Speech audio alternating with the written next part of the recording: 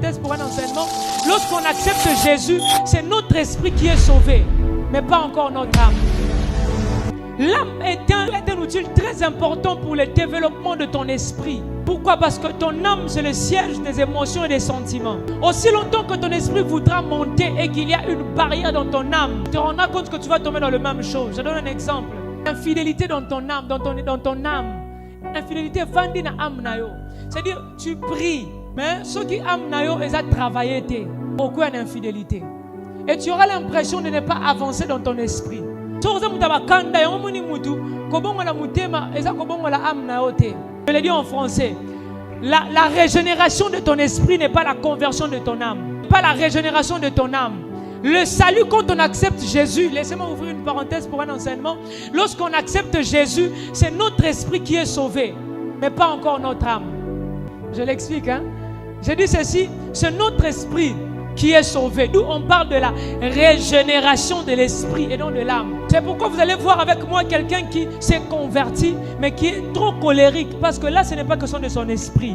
L'esprit est régénéré, l'esprit est pur.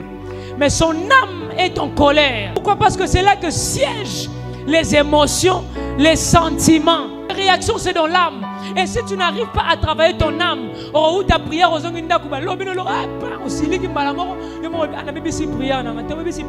tu dois travailler ton âme. Parce que ton âme a encore la colère. Et ça sera toujours une barrière pour ta spiritualité. Une très bonne qualité de l'âme permet à l'esprit aussi de prospérer. Il dit, je souhaite à ce que vous puissiez prospérer à tous égards. C'est-à-dire, je l'ai dit autrement, Job est en train de dire en réalité en l'homme c'est quoi? C'est l'esprit, je l'explique. Il dit ceci, je souhaite que vous les esprits, vous puissiez prospérer à tous égards comme prospère l'état de votre âme. C'est-à-dire du fait que l'homme est esprit, son esprit peut prospérer. Mais si ça ne prospère pas de la même manière que son âme sera comme un fil qui sera en train de le tirer vers le bas. C'est comme ça ici on nous dit, garde ton cœur plus que toute autre chose. Parce que bibliquement parlant on nous explique que l'âme réside dans le sang, n'est-ce pas? L'âme réside dans le sang. Et le sang, son siège c'est où? Est-ce qu'il y a des médecins ici? C'est dans le cœur. Dans le cœur, c'est-à-dire le siège du sang, c'est dans le cœur. Donc en vrai, le siège de l'âme, c'est dans le cœur.